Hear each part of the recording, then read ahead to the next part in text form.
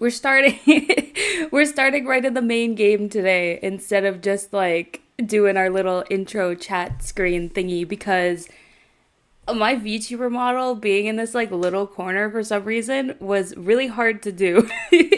And I don't want to go and move it around in VTube Studio, so it's just going to stay here. And we're not going to do our little usual little chat in the beginning. Sorry, but I do have the chat still here and it's kind of like off to the side, so I'll try to look at it as much as I can during the stream. But yes, hello, welcome. Welcome to the stream. We're doing art today, which like I don't usually do a lot on my channel, but I do a lot of art in general in my life. So we're going to do art today because I was like thinking what I was going to stream, and I was going to do Lost in Vivo, but number one, my dad works nights and I didn't want to be screaming while I'm playing the game when he was here if he was trying to sleep. So I was like, you know what, maybe I'm not going to play Lost in Vivo today because of that. And then also, I have stuff I need to work on. So I figure, why not work on stuff on stream? We're going to listen to some true scary stories during our little art stream here. And I get to show you guys some stuff that I've been working on, which is really cool. For example, this is what we have up right now, right here, which is something I just finished like the other day. And this here is a blanket design. So this is a pattern for a blanket of all these little chibis of me, and it's very cute. And I was like trying to think about which one of these is my favorite. It's so hard to pick. They're all so cute and I freaking love all of them, and they turned out really good. The rendering on them is like very solid. Like the cell shading and stuff on all of them, but yeah, it was just cool. So I just wanted to show this one. This one's done though. We have two other pieces we're working on today. This one is done, but I'm going to keep this one open simply because I think it has the most kind of color reference that I can use, because I always like to have a piece open in the background so I can pull colors from it for stuff that I'm working on so that all the colors are consistent. Usually I keep a file of my actual model up and then pull the colors from that, but because I already have this up, I'm just going to use this for the colors because it has pretty much every color in my model, including like the socks and everything like that. So you know, I'm going to keep it up for now so we can use it for our little pictures here. So what we're working on today is we're going to be working on a square pillow design. So that's what this is here. You can see I have my little reference picture already in here, which is the sketch that I did. We're going to change this around. This isn't like the final sketch at all. So a lot of things are going to have to be changed because I can already tell that it doesn't look very good. Like, not that it doesn't look very good, but it's just like not 100% what I guess it could look like. So we're going to change some things around on it. Kind of work the sketch a little bit more and get that drawn. And my vision for this is doing almost like a pop art background. So we're gonna do very thick outline around it and then do like little circles and like things in the back to make it almost look comic book-y, I guess. But that's this one. And then we're also, which I think I might want to do this one first. Like we can rework the other sketch and then probably work on this one. This is going to be a poster. So one thing I'll have to do is I'm going to have to change Typhlosion to Hisuian Typhlosion because Hisuian Typhlosion has become one of my top favorite Pokemon now. Kind of edging out regular Typhlosion. So we're going to do that. We're going to change him into Hisuian Typhlosion. And pretty much everything else I think can stay the same on here though. And this is going to be the poster design. And I'm going to rework a little bit of this sketch because this is something that I did last year. I'm trying to remember. I can't really remember exactly when I did this sketch, but it's something that I did like last year. So I'm going to redo it because first of all, I don't know if anybody noticed, I forgot the crown. This is like actual artwork I put on Twitter, and I forgot a key piece of my character design, which is so silly. Um, so I'm gonna have to add the crown in there, and then also kind of rework maybe a little bit of this pose because it looks a little weird in my opinion. Like the proportions are a little off. So we're gonna rework the this a little bit too. But yeah, that's what we're doing today. I was a little late for stream because crazy thing, I got a message like pretty much immediately before I was starting stream from one of my favorite artists who I had sent a request to be on like a wait list for his commissions, and he just sent me a message back today, which like I think I went on the wait list for commissions like last year at some point. I don't remember. But it's been a while, and he just sent me a message like, hey, like you're next on like commissions. I was like, oh my god, what? I'm very excited. I'm very excited. So I was just talking to him about that real quick before I started stream, and I looked at the time and I was like, holy crap, I need to start stream, but we're here now, so it's all good. It's all good. Okay. Also, we're gonna listen to a podcast today, and I hope that the volume is not gonna be terrible. Changing a light bulb should be simple. So first we have an ad. Uh-oh. I am going to put the volume down a little bit because it's like kind of loud on my end. App actually is simple. Let me know if the volume is Insurance too loud or if simplified. it's too quiet because it's kind of hard to tell. Scary music. It's kind of hard to tell sometimes when I have my little OBS thing because like right now it looks like the volume is pretty low, but then all of a sudden it gets very loud, so just let me know if it gets too loud. In September of 1989, just after Okay, my there you 11th go. There's birthday, the voice now. my parents loaded up all of our stuff into a car. I did put the and moved us volume all up the just way a little from bit more because I Pennsylvania, could steel barely hear it, country, but to Rhode Island. okay. So this is The move was hold sudden, on. to say the least. Hold and on, sir. Neither myself nor my older sister were particularly Sir? happy about it. Sir, hold on. This is the Let's Read podcast. You can see it down in the corner over there as well. This is the Let's Read podcast on Spotify, but I also think Let's Read has a YouTube channel, or he used to back in the day. So I have the link to the Spotify playlist in the description, but you probably could also find him on YouTube just by looking up like true scary stories and stuff like that. This is like the main true scary story podcast that I listen to. Let's Read is somebody I've listened to for years at this point. So hopefully you enjoy it. Another thing, I don't really listen to the paranormal ones because they freak me out, which is kind of silly. Oh, sorry, I just got a subscriber. Back on Pug. Thank you for the sub. Thank you so much. I was like, what is that noise? It clearly I don't get subscribers very often on stream. But yes, thank you for the sub. I appreciate that. Thank you for joining the party and the gang. I don't know what I call my subscribers. I kind of just say like, oh, it's my party people. Thank you for joining the party people. Okay, but what was I saying? Jesus, I completely forgot what I was saying. Oh yeah, I don't listen to the paranormal scary stories because they creep me out. And I know that that's silly because the ones that I listen to are like the stalker stories and the home invasion stories, which like should creep me out more because that's, I think, more likely to happen.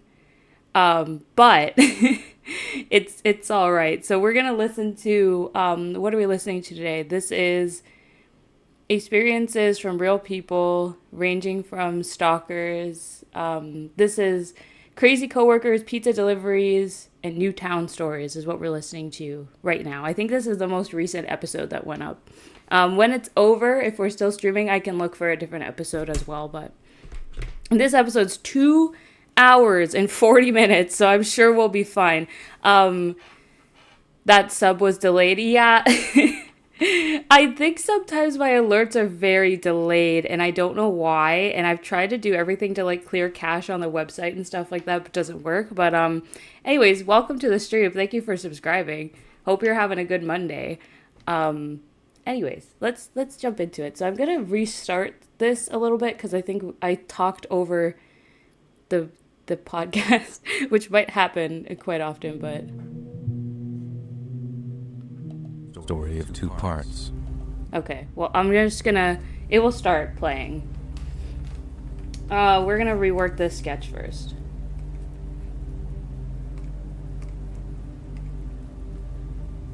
This is a story of two parts. Okay. The first is my own story, told from the perspective of my 11-year-old self, while the second part is told from that of my late Put the volume father's. up just a bit. In September of 1989, just after my 11th birthday, my parents loaded up all of our stuff into a car and moved us all the way from Pennsylvania, steel country, to Rhode Island. Okay. The move was sudden, to say the least, and neither myself nor my older sister were particularly happy about it. But Mom explained that Dad had secured a very good job out there, and we could use the extra money to buy us new bikes, horse riding lessons, and all that good stuff. You get the idea. So we get there, and the house was amazing.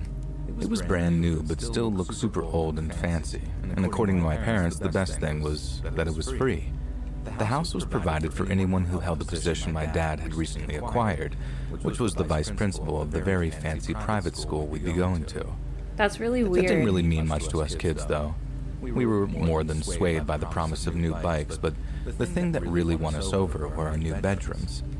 They were huge compared to our old rooms, and when Mom and Dad said that we could help furnish Poop them Studio ourselves Paint on a is little struggling trip for its into life right Newport, now. me and my sister were walking on air. I We'd just gone from resized a very photo, unhappy about please. the move to positively ecstatic, but I as can't time hear went the on, story. Things started to seem really, really off.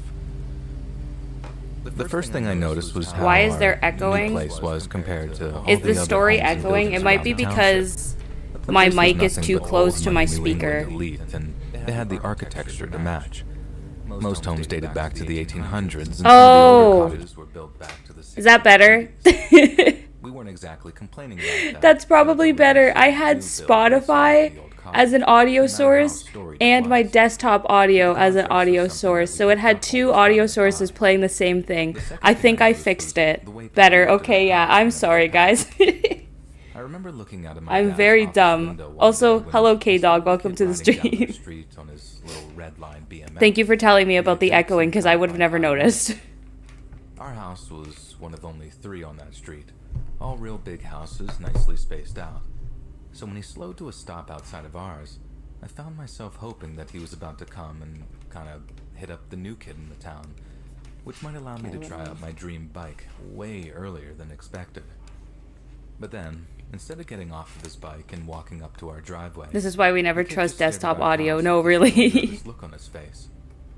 I started to wave, and I quickly managed to get his attention. But instead of waving back or anything, the kid jumped right back on his bike and went back the way he came, as if I'd suddenly spooked him or something. I honestly figured that it was a me problem, that the kids at school were going to treat me like an outcast or something, and it really bummed me out. But as I came to find out, what was spooking that kid was nothing to do with me. It was the house. Speaking of school, Haunted house? I didn't notice the third weird thing until me and my sister had started classes. The kids didn't treat me like a leper, and to my infinite relief, they were actually pretty welcoming. At least until they found out who I was and where I lived, and that's when I started acting strange. 2 things seemed to trigger the reaction, either mentioning where we'd moved into or mentioning what my dad's new job was. I'd be talking to some kid, get along with them, making a friend, and they just switch whenever I This story mentioned is the job or the spooky. house. The sense of They bikes wouldn't and new exactly run away bedrooms. Yeah, I screaming or know. It's anything, like but there had always it's been like a noticeable slow burn shift so in their far. attitude towards me. And that continued for weeks, until I finally found out what had happened up at the Anyways, house. just be lurking, no longer It procrastinating on my took an YouTube unusually channel. long time Oh, for us nice. kids to Getting find some out, work but done. that was down to That's almost cool. everyone in town adhering This to is a very much unofficial you lurk, I code work of stream silence. because I'm also just getting But that some didn't stuff last done long. too. And weirdly enough, the kids lasted longer than the adults did. I guess that's just because they knew less about it. I need to but resize they this still again. Knew that it was bad, and bad enough they didn't need to have some moratorium imposed on them. They just didn't want to discuss it at all. Until finally, a kid I'd made friends with told me the truth of why our house was so new, and why some folks stopped and stared whenever they walked by. Yeah, I want to know. About 6 months before we'd moved in, there had been a fire at the old vice principal's house. The only survivor had been the guy's wife, while the VP and his 3 children had all sadly lost their lives. Okay, so it is Everyone had haunted. decided that the place was haunted. Yeah, So okay. instead I just kind of fixing the figured place that's where it up, was going. It was torn down entirely before a new house was built in its place. At least, that's what my buddy told me. And in case it wasn't obvious from the whole haunted thing, that wasn't quite how things happened. My dad, on the other hand, Well, he there's got the more. full story, something he soon passed along to my mom, and once us kids found out the half story, it triggered a kind of crisis. We didn't want to stay there anymore, convinced that the ghosts of the old VP and his 3 kids were wandering the halls at night, and Mom wasn't going to keep us there if we were going to end up sleepless and traumatized. And that's how my parents ended up separating for a while, at least. Until the What? juju Whoa, in that's that kind house of- got to Dad too, and we ended up getting a place in Newport with my dad commuting to and from school. That, like, happened so quickly. I Did they didn't even find out encounter what any happened in that paranormal house stuff? Until many years later, and when I did, I wondered how my dad could have slept in that place alone for a single night, ghosts or not. Yeah, like, they According didn't to say him, there was the whole ghosts. story starts with this kid named Freddie Washbach. Freddie was a rich kid, but that didn't mean that he was immune to regular old teenage angst. He was into heavy metal, he stole his sister's nail polish, and spent most of his time hanging out with other Oh, that punks looked bad. over in the city. He wasn't just the black sheep of his family, he was the black sheep of the whole township by the sounds of things, and he was forever falling foul of the late vice principal, as they would say. This vice principal had apparently taken a personal interest in straightening out young Freddie, and whenever his behavior started to slip, he'd called Freddie into his office for an impromptu disciplinary action. Apparently, this continued for an extended period of time, and Freddie's behavior did actually improve somewhat. But as it What? did, Freddie became increasingly withdrawn. His parents Yeah. were overjoyed at the improvement and apparently saw his sort of melancholy attitude as a form of emotional growing pains. They figured that he'd be over his little rebellious phase in time for college. Did he burn the applications and house that. down? Is that where this But is neither going? Freddie nor the former vice principal ever made it that far. Oh my god. One night, Freddie Washbach walked all the way over to the former VP's house and knocked on the door. When the VP came to the door, Freddie produced a shotgun, then ordered the VP and his family into their TV room. Oh my Once they were all god. present and secured, Freddie took out a cassette tape, slid it into the VP's stereo system, and pressed play. It wasn't the only copy of the tape. Freddie had posted the original to the chief of the Newport Police Department. He wanted the truth to come out, but as for the punishment, he was content to handle that himself. Freddie made That the VP's arms look family so this bad. Let me redo recording it. he'd made, one which documented the events of one of his disciplinary sessions. I don't know the exact details of it. No one really does. But it's safe to say Freddie was being subjected to some of the most horrifying and venal abuse imaginable. That's scary, man. Then, once the whole family, including the children, had heard what a soulless monster their father and husband had been, Freddie Washbach opened fire. He made sure to wing the VP and his wife. He wanted to make sure that they watched their kids die. Then, What the once frig? kids were gone, Washbach fired another few shells at the parents, and then set the house on fire, and then turned the shotgun on himself. That's Yet in focusing freaking most of his effed, rage on bro. his abuser, Freddie had neglected to ensure that the VP's wife was dead. Somehow, she managed to drag the bodies of all 3 of her dead children out of the burning house and onto the lawn outside. She didn't once try to go back in for her husband. She just let his body burn, along with that of young Freddie Washbach's. After giving the police a full and frank account of what had happened, leaving them in no doubt of her husband's true nature, the late VP's wife simply skipped town and was never to be seen again. She just ran The away? townsfolk had the place bulldozed and rebuilt, then spent the next 6 months or so pretending the whole thing never happened. Then finally, they placed a few ads for the vice principal's position, and that's where we enter the story.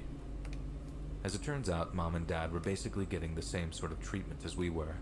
That's kind Everyone was of all like nice and very friendly scary, with them right actually. up until the Even if they subject didn't of see ghosts work in the or house, home that's came so up, scary. and just like the kids at school, they'd start acting all cagey and shifty. The school basically refused to answer any of the questions Dad had regarding his predecessor, and only told him stuff like he wasn't suited to the role. We were months into living there when my dad finally confronted the principal and demanded that he tell him what was going on. And that's when he found out why the salary was so generous. It was a well-paid position as it was, but the salary had been marked up as a kind of unwritten don't ask and don't tell rule, one that turned into a That's, keep your like, mouth not, shut like- rule once he found out. The school had somehow managed to keep the whole thing out of the papers, at least the truth of the matter anyway, and although they claimed it was for the family's protection, their only interest was their own reputation. Yeah. That's what really pushed my dad to leave in the end. Not what had happened or the fact that he was living over the site of such a horrific past event. Which is wild, because if I found that out about a house I was living in, I probably wouldn't live there regardless of ghosts. Like, that's, Because that would especially force them because, to actually acknowledge what had happened. like, that was his job. My Like, dad he put was it, replacing it's the, one thing to that try to guy, move on the from a principal. sudden tragedy, but it's another to refuse to put any safeguards in place and risk the same thing happening again. It was like the school saw it as the mess cleaning up itself sort of thing, and they refused to accept that anything like that could possibly happen again. Washbach and the VP were unique cases, a perfect alignment of disasters waiting to happen, and no amount of safeguarding could prevent it from reoccurring. Do It I was want to do a nose disgustingly bridge here? fatalistic way I don't for really the school have to one. approach such an event. And in the end, no amount of money could have kept my dad there. And at the end of his first year, he quit before taking a job near Hartford. Me and my sister remained in the dark until many years afterwards when he finally told us what had happened in that little Rhode Island township. I'm surprised the whole story still hasn't hit the news. You think some journalists would have found out about it by now and have the whole thing written up for the Times or the Post. But then the more I think about it, the more I realize that it's down to me to write it up. I guess this will serve as a kind of test, to see if I have the chops to actually tell the story right, and if it all works out then, I guess I know what I'm going to do with my spare time for the foreseeable future. That was crazy. But that wasn't even like there was any ghosts or anything like that, but I guess just like the story itself would be reason enough to leave, especially if that guy's dad was the principal. Like, he replaced that dude. And he leaves because he's like, oh, or they're just trying to cover up their reputation or whatever. Like, nah, man. Get out of there. During the fall of 1986, Keith and Elaine Dardine of Mount Carmel, Illinois, were in the beginning stages of starting a family.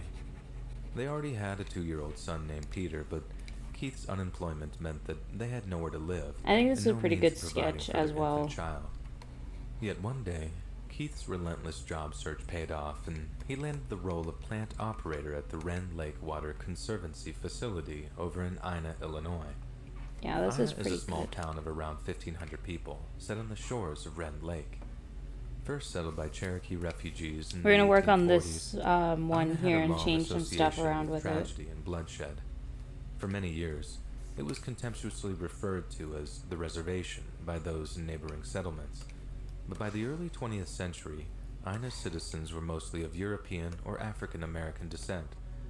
However, as the population demographics slowly began to shift, strange things began occurring around the town, and perhaps the most disturbing of those events involves a man of the cloth named Reverend Lawrence Height. By 1924, the Reverend Height had become a pillar of Ina's community. He was well liked, well trusted, and well visited by the townsfolk who often Clip Studio sought Paint his losing advice his mind and because I medication on a variety of resized an different image matters. again. That's cool. Yet during the spring of 1924, neighbors noticed that the Reverend was being visited by one of the members of the community a little too often. Elsie Sweeten was young, pretty, and appeared devotedly pious. Yet in reality, she and the Reverend Height were Okay. conducting a shockingly illicit affair, one that would only be brought to light after a pair of suspiciously sudden deaths. In July, Elsie Sweeten's husband passed away from an agonizing and protracted illness, yet local coroners were at a loss of his cause of death. Then, less than a month later, the Reverend Height's wife suddenly died by the hands of a rapid and violent affliction. This time, the coroners checked for poisoning and discovered that both corpses tested positive for lethal doses of arsenic.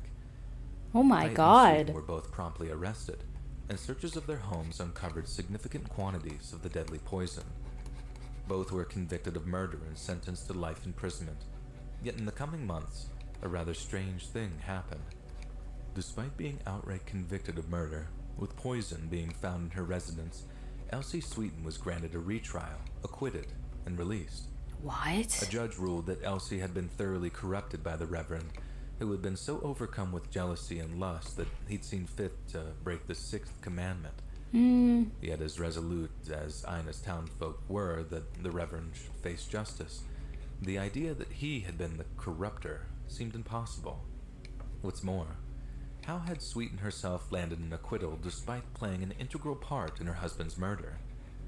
Yeah. It seems reasonable to believe that something else was going on, something invisible working just beneath the surface, and it was this place that the Dardines chose to call home in the fall of 1986. Keith Dardine secured some temporary accommodation for the family, in the form of a trailer situated on some farmland. To call it humble would be an understatement, but until the paycheck started rolling in, it would have to do. To supplement their income, Elaine Dardine found a job at an office supply store. Oh, this nearby picture is Mount so Vernon, old that this and the is a couple different began earring socializing by joining combination. a small musical I'm just ensemble noticing at a that this local should be a Baptist star. church. By mid-1987, the couple had really started to put down roots in the area, and although they were still living in the old trailer, they were happy. Their low overhead costs meant that they lived extremely comfortably, and their living situation afforded them additional savings intended for the purchase of a more permanent home. Yet despite appearances, all was not well beneath the surface. By the fall of 1987, Elaine had started to notice a change in her husband's mood. He seemed to be surviving on less and less sleep and was noticeably more irritable and stressed than usual. On more than one occasion, Elaine asked him if everything was okay, yet Keith would simply brush off her concern with some vague excuse. Ever the patient's spouse, Elaine assumed her husband's disposition would brighten following a change of scenery, but failing that, she soon discovered some other good news to share with him. She was pregnant. Elaine and Keith had been discussing another child for quite some time, with the former believing that the latter would greet news of the conception with joy. Yet to her surprise, Keith was not The phrase overjoyed something with else news. was going on always In feels fact, like such an he was understatement, horrified. right? Like, When asked what his problem was, what do Keith you only mean alluded to the about couple this needing to move particularly? as soon as Like, possible. she got completely acquitted of His all behavior charges worsened when to the there point was of extreme poison found in paranoia. her Yet house. still, he refused to share his fears with his increasingly concerned wife. Finally, after Elaine threatened to move back in with her mother, Keith relented and told her the truth. Ina, the wider region of Jefferson County, was a very violent place, with 15 homicides having been recorded over the previous 2 years. On top of that, Lord. some of these homicides were truly horrifying and defied any kind of rational explanation, and perhaps the worst of those were committed by a young man named Tom Odell. Odell was convicted of killing his parents, 14-year-old sister and 2 brothers, ages 13 and 10, in 1985. He claimed to have been high on LSD at the time and was taking revenge for years of abuse he'd suffered at the hands of his mother.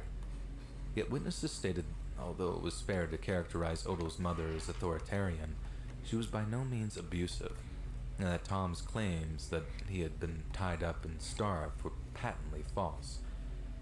In reality, Tom had been engaged in drug use and petty theft since his early teens, and once his 18th birthday rolled around, his parents gave him a choice: grow up and get a job, or move out of the house. Okay. Tom found a third option: complete familial annihilation. Oh. The Odell family murders were just one of 15 separate incidents of homicide, most of which remain unsolved, and to Keith Dardine, Jefferson County was no place to raise a family. Then, after a 15-year-old girl was violated and murdered just a few miles away Ugh. from where the family lay their heads, Keith reached a breaking point. He purchased a firearm and once threatened to brandish it at a stranger who had knocked at the Dardines' trailer one night, asking to make a phone call. Keith seemed convinced it was some kind of setup. and That is- when yeah, that Elaine is kinda asked sketchy, why though, they not as gonna a lie. family might be targeted, Keith gave a cagey and rather unconvincing reply. He was so scared that he was willing to quit his new and well-paying job just to get out of town, and by November of 1987, he was frantically searching for a new place to live. But it was already too late, and what came after has become a chilling and enduring mystery.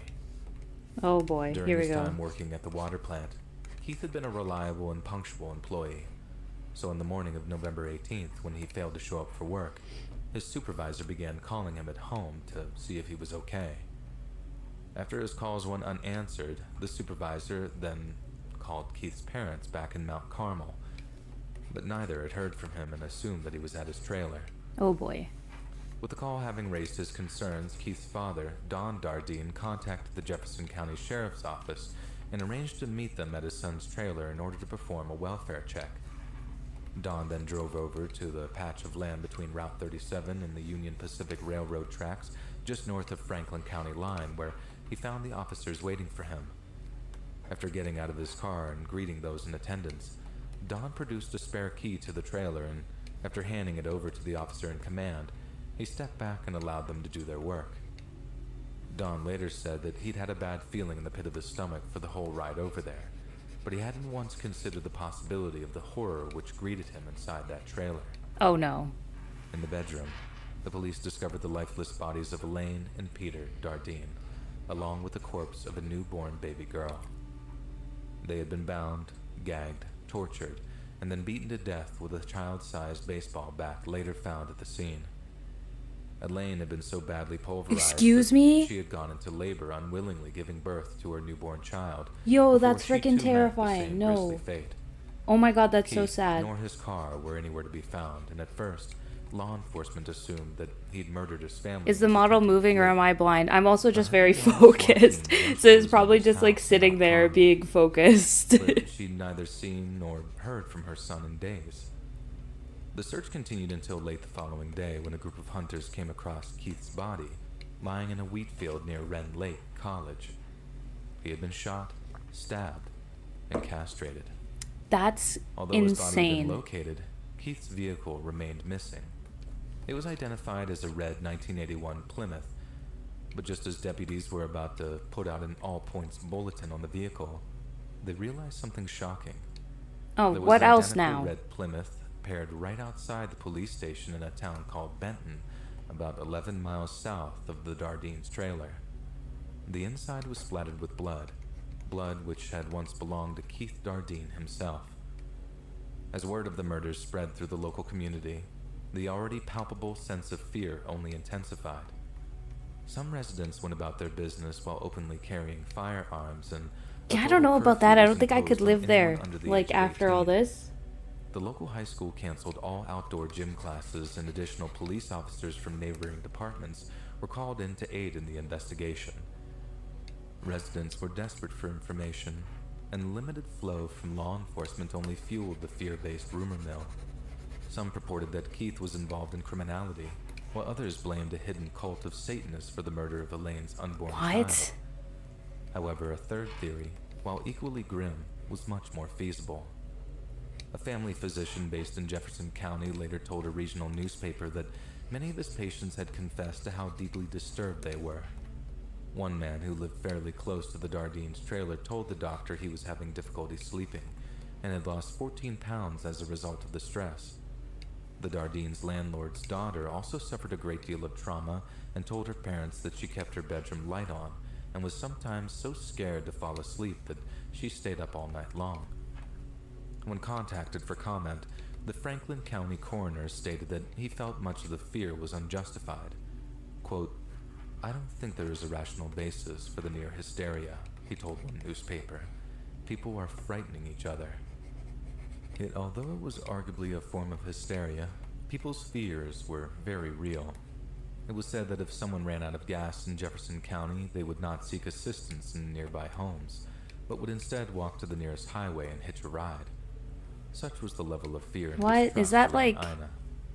Is In the aftermath hitchhiking of better the than coroner's knocking on verdict, your a neighbors' task force of houses? around 30 different homicide detectives began working full-time Like, to you know follow the town leads is and bad carry when out you'd rather interviews. hitchhike instead of knock on Despite your their neighbors' efforts, houses. Progress was hard won.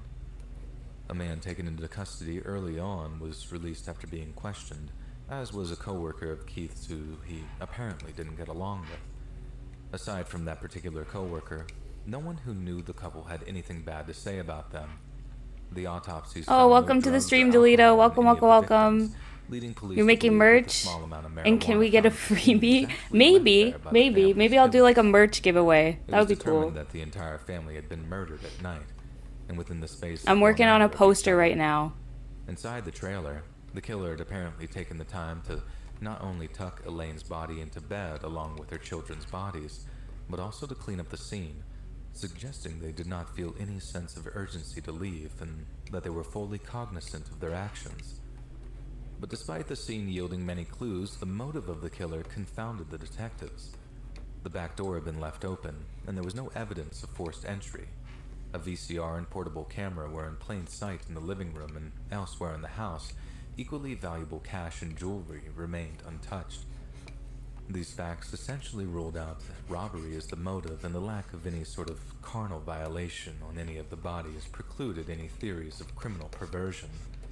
Both Keith and Elaine were found to be innocent of any kind of extramarital affair, and no such evidence of chronic gambling was discovered, meaning that there was no chance the family had been killed due to exorbitant underworld debt.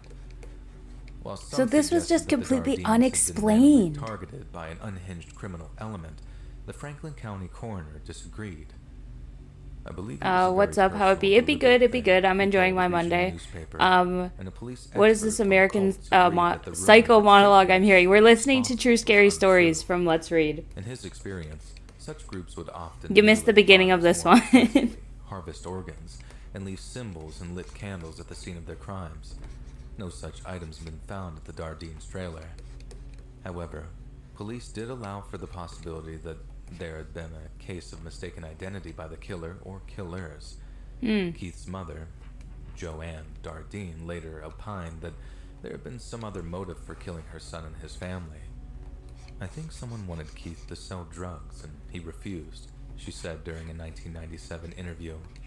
Or there's a That's really possibility someone liked insane Elaine and she wouldn't that- accept his advances. Like, if took that his was rage what from caused both of them. this. We just don't know. Before the case officially grew cold, it perplexed two FBI profilers who had traveled down from their Chicago headquarters in order to review evidence. One stated that the crime defied their typical analytic methods, and that it was rare for so many possibilities to all hold sway. Man, this arm is so small. What is Joanne going on? Dardine continued her efforts. Where are to your keep the public muscles, from my guy? completely losing interest. I have Throughout the muscles. 1990s, she regularly contacted law enforcement to offer possible leads and request new information. Oh, However, as time went by, the harvest organs most and lit likely candles. They were explanation talking was about like a whittled down to an cult early or something theory like that, but the that Dardines also had caught fallen my victim attention. to a serial killer. For a short time, law enforcement showed interest in Angel Maturino Resendez, then known by his alias Rafael Resendez Ramirez, following his apprehension by Texas police in 1999. Resendez often traveled around the country by hopping freight trains, choosing his victims near the tracks he traveled, and often beating them to death. I'm not too fond of horror stuff, While but those this one elements is very suggested the suspenseful, Dardines so it gets a pass. authorities Yeah, it's in not really like Illinois were never able these to stories connect aren't them to the really. crime. However, it wasn't long I don't want to before say they're the not really alleged horror serial stories killer because they would come to the are, attention of local but authorities. it's more just like On December 31st, almost reminds me of like 1999, Crude a man by Crime the name of or Tommy True Lynn Sells Crime, shot two True girls Crime, in Denver. and documentaries and Sells claimed they podcasts and suffered stuff like that. blackouts prior to each bloodthirsty I'm not crime, putting on any which he described paranormal as a ones because the coping paranormal mechanism ones to scare deal with me, the abuse he so endured as a child. there's that too. Miraculously, one of the girls survived the ordeal and went on to aid the police in identifying her attacker. Sells was eventually convicted and sentenced to death, but while he was awaiting trial on the first murder charge, he began confessing to a whole host of other murders. One Was it this was one? the Dardine family. Okay. In the mid-1980s, Sells I thought mostly this was just, resided like, near St. completely Louis, Missouri, and unfreaking made money from resolved. working at traveling carnivals and fairs as a day laborer or through theft. He hopped rail cars as his primary mode of transportation. Crude Crime, On one yes. sudden trip through Jefferson County in November 1987. I He can't claimed to have met speak. Keith at a truck stop near Mount Vernon. Sells then claims that Keith invited him home for dinner, and after the meal, Keith apparently angered him by proposing they engage in intimate homosexual relations. What? Sells' reaction was to force Keith to drive I'm sorry, I to don't- the location he was killed. After I don't think that castrating that him, should have just been Sells in returned to there. the witnesses. "I That was so just very angry weird that to I took it to the hear. maximum limit," Sells later explained. Rage don't have a stop button. However, You should be laughing Sells at this, later but brought like his that was a really reliability weird into sentence. disrepute by completely changing the story. In his second version, after spotting the Dardine trailer with its for sale sign outside, he saw an opportunity to commit a heinous act of violence. He could maim, kill, then dispose of the Dardines, and people might assume they'd just move on. Why would After he all, think that? Sells knew firsthand that little attention What? is afforded to the poor and the destitute. After drinking beers and waiting for the right time, he knocked on the door and told a wary Keith that he was interested in buying the trailer. Then, after gaining entry, Yeah, this looks better, Sells the sketch. overpowered his unsuspecting victim and forced him at gunpoint to bind and gag his wife and son with duct tape. Once the act was completed, Sells drove Keith out to the field, where he castrated him, shot him, then left no. him there to die. To some, Sells' eventual execution was justice for the Dardines. Even though he was never charged with their murders, both the Jefferson County State's Attorney and Sheriff Roger Mulch agreed that I'm doing he PC remained stuff and I the just number one got suspect. that confused And this was Goku down to looks. the fact that although Sells had Look at completely what I'm changed the hearing. story at one point, You know that like he Spider-Man distributed meme, and it's information like, that look at only a this select group of Goku. investigators knew. In their eyes, there was no doubt that That Sells sketch had looks awesome. committed Oh, the thank murders, you, or thank had you. at least been present It's going when the good. crimes had I'm occurred. reworking an old The drawing fact that some of I've his done. statements completely contradicted the evidence didn't seem to bother Murderers the are either very smart or investigators, very who dumb, deduced very that Sells little was in attempting between. to Yes, cover for an 100%. accomplice They're by either a taking sole mastermind or just a responsibility. complete idiot. Regardless of his involvement in the Dardines murders, police in Texas confirmed Sells was responsible for 22 murders. However, many began to suspect that Sells was inflating his body count in order to avoid the death penalty. By continually Oh, my model confessing to totally murders just, he like, was not connected to, froze there. Sells Hold could on. either arrange a plea bargain or could delay his demise for as long as he could deceive the authorities for. I'm trying to In the like process, scores move of it a little killers might bit potentially so it avoid doesn't freeze justice. because it keeps freezing. Yet only one thing was abundantly clear. Sells wasn't telling the whole truth regarding his interactions with Keith. For one, friends, family, and investigators were extremely skeptical that Keith would have just invited a stranger home for dinner. Okay. If he wouldn't let a young That girl might in be to a little use bit the better. phone, he wouldn't let a grown man in, a friend later said. They also refuted Sells' claim that Keith made advances on him. The detectives who interviewed Sells believed that if he did indeed kill the Dardines, he invented that detail to make the crime seem more justified. At first, Keith's mother was convinced of Sells' guilt and actually wanted to meet with him at one point in order to obtain a degree of closure. I've always wanted to know every detail, she said. Some people may think that's gory, but when someone does something to my family, I want to know why. Yeah. Sells, But it on was the it other sounded hand, like it was just remained averse to any random, potential meeting. which is Joanne crazy. wants to talk to me. If she wants to come here and talk to me, scream at me, yell, kick me, hit me, she should have that right, he said. But sorry, ain't gonna cut it. So what's there to say? I could tell her sorry every day for the rest of my life. It's not gonna stop her pain. And one thing I do know about is pain, and it don't go away. However, on the eve of Sells' execution, Joanne Dardine revealed that doubt had crept into her mind of late.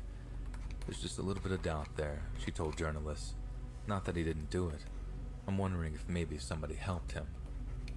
The two never did get around to having that meeting, but by What? the Like time what? of Sells' 2014 execution, Joanne had come to believe that he was not the man who killed her son, daughter-in-law, and grandchildren. I wanted him to stay alive until I know positively that he didn't do it. I want to She check told the something. Hold Associated on. Press shortly following Sells' time of death. Yeah, I Things he thought said I'm do like not the match up with bandage what is I not supposed to know be about there. Keith. A lot of people think it's done and over with, but to me, it's The not. design has changed. For me personally, it will never, ever be over. That one was kind of whack.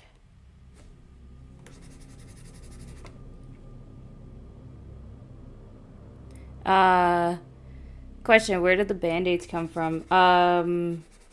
I'm very clumsy and just fall everywhere. Do you So, ever feel like you're walking into an interrogation at family Oh. gatherings? this is Well, an you know, ad. Hold on. We've all been to actually invest the ZocDoc reality to find this app doctor today. Okay. Just skipping the ad. Hold on, let me just answer your chats, Delito, real quick.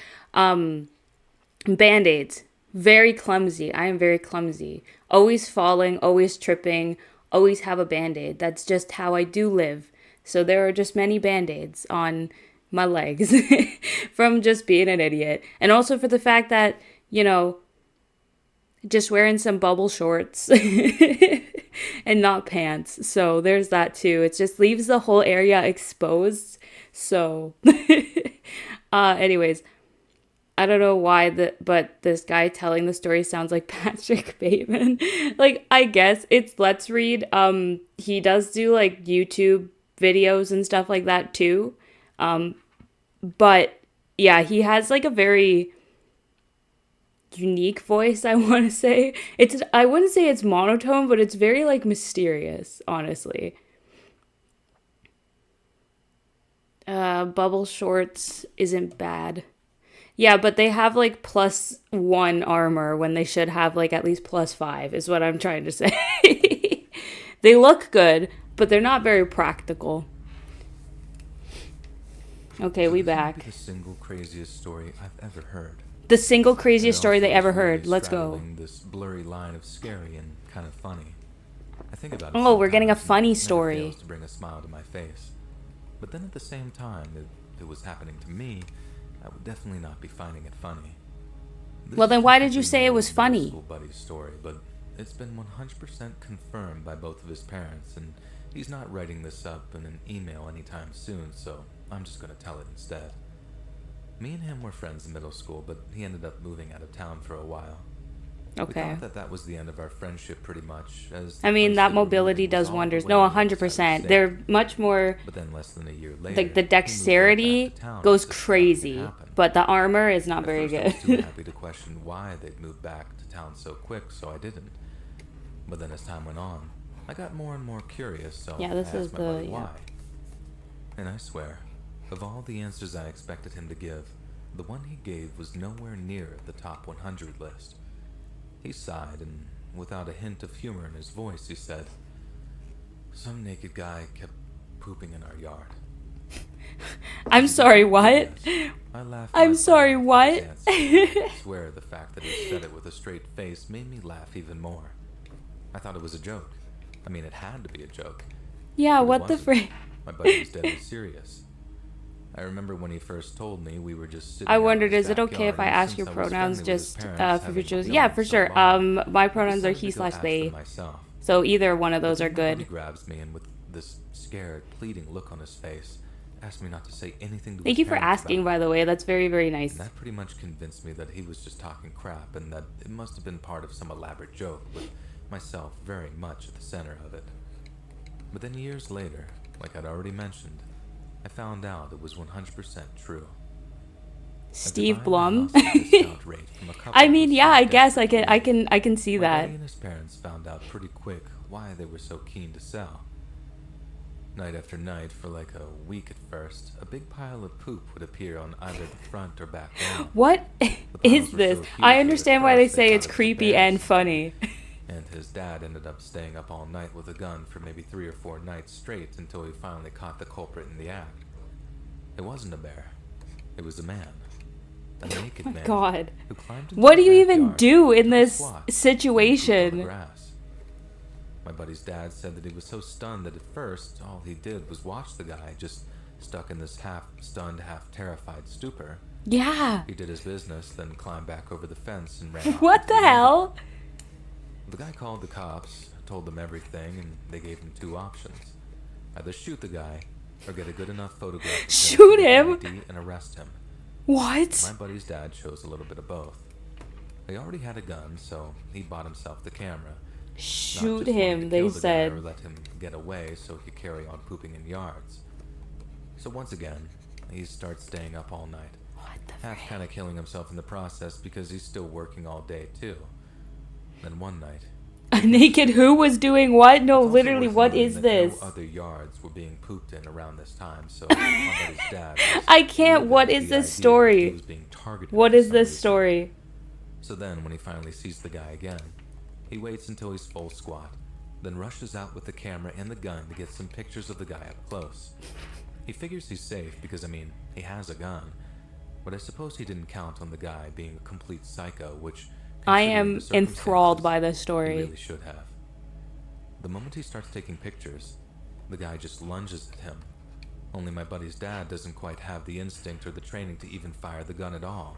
He just falls back and the crazy naked pooper grabs his gun. The Struggle what? ensues. Lots of screaming.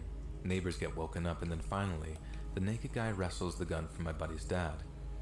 I get why it must have been terrifying, but the idea of this dude being naked the whole time just makes it all seem so surreal. That's kind He of points the gun at my scary. buddy's dad and pulls the trigger. Like, if you have a gun and a naked He tries man again. just takes it from you. By that point, some of the neighbors were over the fence, and they tackled the guy before he had a chance to cock the thing, which my friend's dad had completely forgotten to do before he confronted the phantom pooper. In The that phantom struggle, pooper. He dropped the gun and made a beeline over the fence. Luckily, he had gotten some pretty good pictures of the guy's face, and although the camera got smashed in the struggle for the gun, the cops were able to get the raw film processed. Wanted posters went up, and the guy's picture appeared Man, on true local scary news, stories and are getting eventually weirder he by the was month. found No, and what is arrested. this? Only get Like, this, it's so the weird. cops let him go. He had to know this was going to don't sound know how extremely exactly stupid they when he managed to posted it, sneak right? something Like, that I big up, understand but how this can be somewhere down the line, scary and someone terrifying, found but some file or evidence of just something what the guy is got to this? walk. As soon as my buddy and family hear, poof, they're gone, without even a word. Went to stay with some in-laws or something before they could buy their house back. Okay. from I think the sketch is whoever or actually whatever pretty realtor was holding okay. onto it. like, it's I think reworked in actual nicely fact, my from what it buddy's was. family moved back because some psycho was going to come back and potentially kill his dad. But the way he avoided such Let's, a traumatic thought by saying someone was pooping in our yard. I have to still change this cracks me up, Typhlosion even to all these years Hizuian later. Typhlosion. But like I said, Let me get a earlier, reference, I actually. don't think it'd have been very funny to live through, especially if it was me looking down that barrel of a gun in the hands of some naked, scat-obsessed psycho. Yeah, what the hell? That's like freaking creepy. Funny but creepy. Okay, well, here's Hizuian Typhlosion, I guess.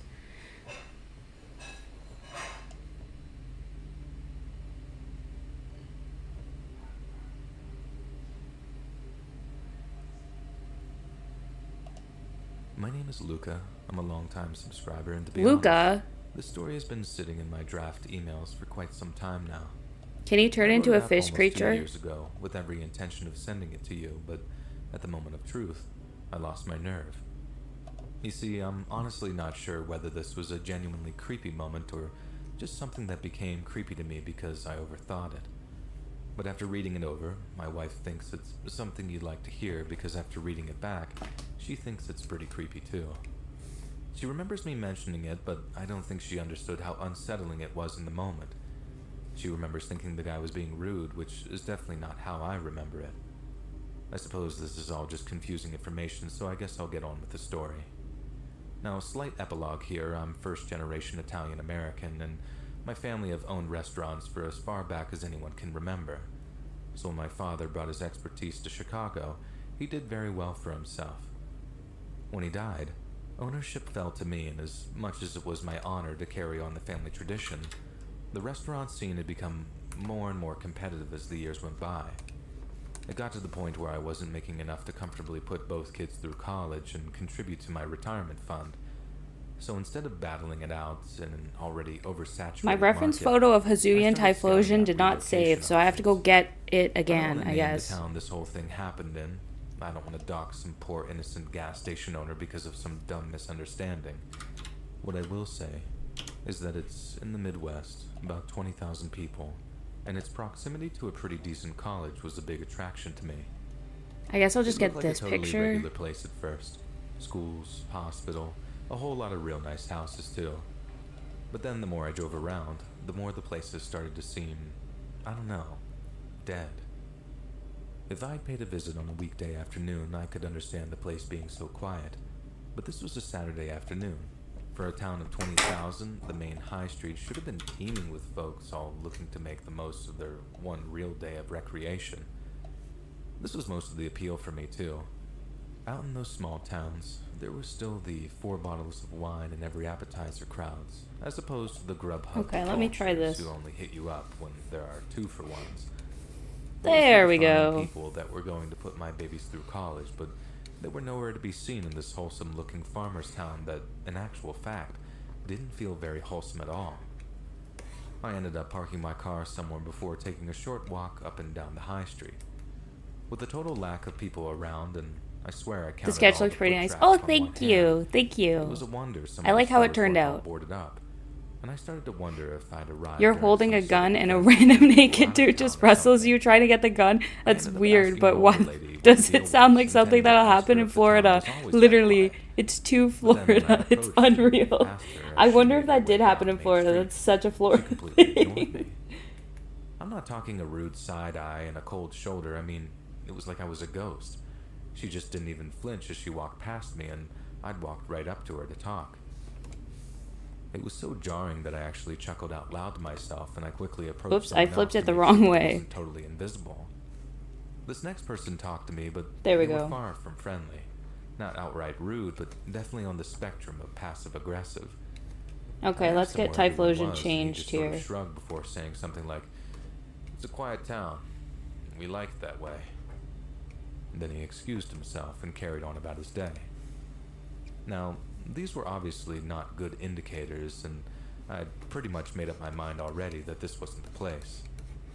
Then, on the way out of town, I saw my car's fuel gauge Hizui and was getting Typhlosion pretty is so low, chill. I pulled into a gas station on the edge of town for a little top-off, and that's where things got really weird. I started filling up my tank from these old-looking gas pumps, and I swear my eyes almost fell out of my head when I saw the price meter. It crawled up shockingly slow, and I realized this gas station was selling fuel at an extremely discounted rate. That's kinda Obviously, cool, this was but- just about the least terrifying thing I could possibly imagine, and it put me in a pretty good mood as I walked into the gas station itself to pay the attendant. Inside was kind of Rubish-looking older man. Rubish. Behind the counter watching a little box TV, and for the first time since I arrived in that little town, I actually met someone friendly. The guy was warm and welcoming and smiled when I told him how much I appreciated his gas prices. As I paid him, he asked what I was doing in town, and as he opened up the register and put the bills inside, I told him. The second I mentioned the possibility of moving to town to open up a restaurant, the guy's face changed. Not a rude expression, but almost like a fearful one. Then I swear to God, The most he looks me terrifying dead thing in the eyes imaginable, and says, climbing gas barely prices. above a whisper, Actually terrifying. "Don't move Gas here." prices are scary. I heard exactly what he said, and the whole thing took me by surprise so hard that I found myself responding with, "Huh? What did you say?" At that, a woman I assume was the guy's wife emerged from the back rooms to see what was She going just on. emerged. I don't know if she actually heard what he'd said to me, but she seemed to know that something was off, and after addressing her husband by name, he just totally shut down. He shot her a look with that same spooked expression, then started busying himself like a child caught doing something they shouldn't. That's I weird. was so taken aback that I just sort of stood there for a moment, totally dumbfounded, until the guy's wife asked me if there was anything else they could help me with. She was Then like, "Get when I out told of her here, no, sir." She replied with, "Then I think you better leave." After that, Wow. she disappeared What? into the back again, with her husband flat out refusing to make eye contact with me. I didn't exactly want to make a scene or anything, and the whole interaction made for one of the most awkward of my entire life, so I just walked out of the gas station, got back into my car, and started off on the drive home. And this is where I started to overthink I the don't even whole think thing. that one would be But the way visible, so I I'm not see gonna draw it. If it was just a town full of rude idiots who didn't want some slick city guy Rude moving out there idiots. to bring all this fancy schmancy food, that I could understand. Heck, I'd even appreciate them being honest enough that I wouldn't make the mistake of moving there. But then with the gas station guy, this wasn't small town xenophobia in his voice when he told me not to move here. It was fear, clear and unmistakable. Then the way That's he reacted crazy. when his wife, or whatever that was, appeared, it was like he'd been caught giving away some old dirty secret or something. I mean, he really did act like a scolded child back there, but over what exactly? Like I said, I told my wife about the whole thing the moment I got back home, but I guess she figured that everyone was just kind of being rude. But after hearing it all like this, she admits that she'd have been just as freaked out as I was if it were her in that gas station that day. But all we can do now is wonder what in God's name was going on in that town. And although I know there's Might have to- no sure way of finding out, it's Well, something I don't I'm know. I nowhere might. near The willing to fire do. of Typhlosion kind of comes Snooping off around of the that page town, in poking this other people's original business, sketch, so I that might sounds just like do the that surest way to again. me to get killed that I just about ever heard. And besides, whatever it is, I'm not sure I even want to know it all. That gas station attendant didn't seem unfriendly. He seemed like he was trying to warn me. And I'd like to think that I'm smart enough to act on that. I suppose don't the know, reason I'm bro. writing this is that you have a pretty big audience, and I figure that someone out there has had the same experience as me, and the same This eerily guy's quiet literally Midwestern submitting to town. Let's Read Naming to it get would some, be like, pointless. help. All kinds of people would descend on that place and hunting for all manner of God knows what, and that sounds like the perfect recipe for disaster to me. Anyway, maybe if you read this on your channel, you might be able to help solve something that had been bothering me for the longest time now. But if not, if this just seems like some dumb city boy is overreacting to a little rural frostiness, then me and my wife will still be big fans of yours. Keep up the great work. Kind of crazy, bro. Not gonna lie.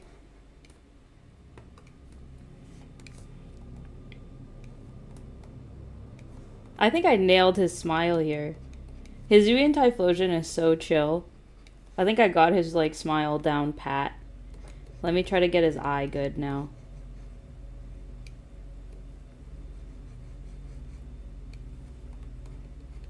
Thankfully, I don't have any personal stories to share with you, which makes me kind of lucky, I guess. But my uncle from my mom's side has a pretty good one from when they were kids.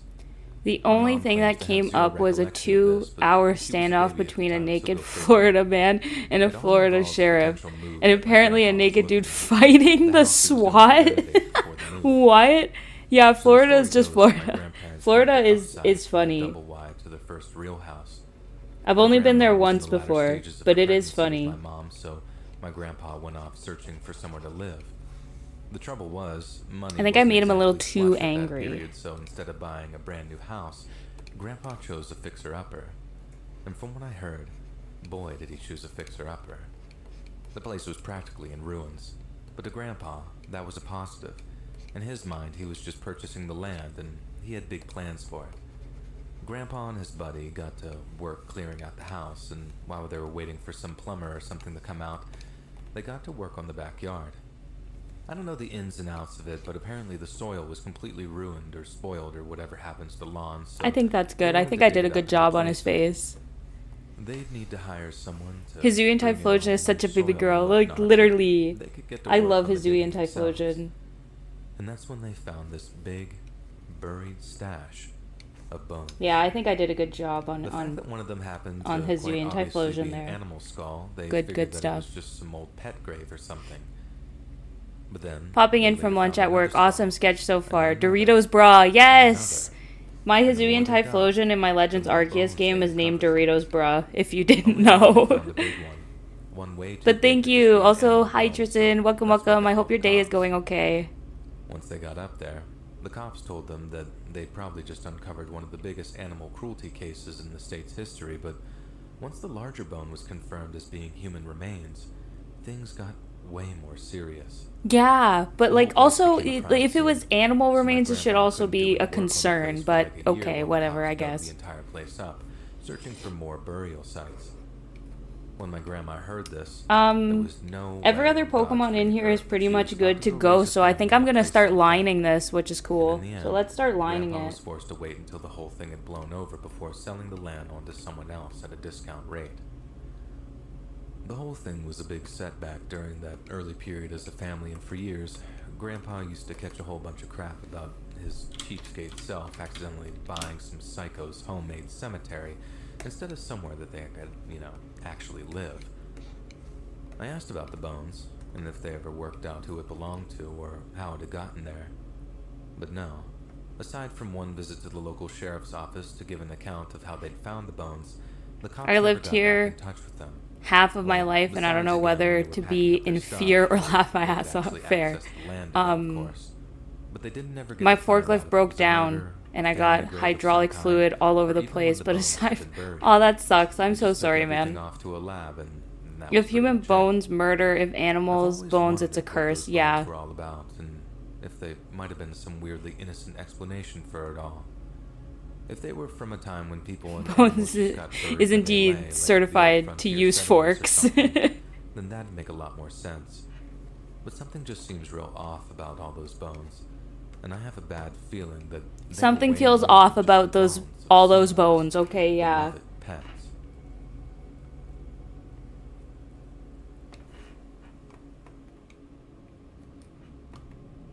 Oh, was that the whole story? I thought there was like more to that. Oh well. That was the bone story, I guess. Anyways.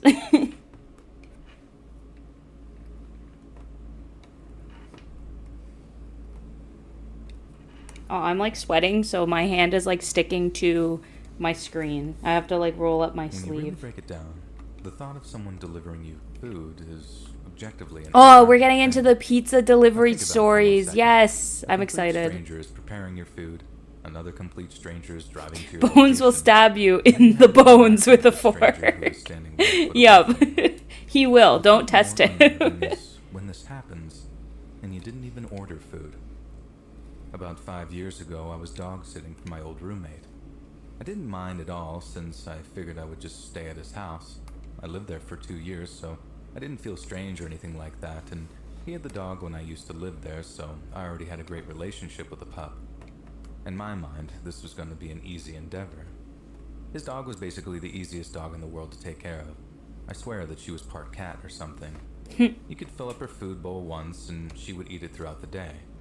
Most dogs I've seen just go nuts when their bowl gets filled, but not True. this pup. That's what my dog She never does. barked, and He she has went out choked twice a like day several to times visit. trying to eat his food before because he At just that eats point in too my life, fast. I He's an was idiot. also just really looking I for love some him. space and time alone since I was nearing the end of a long-term relationship.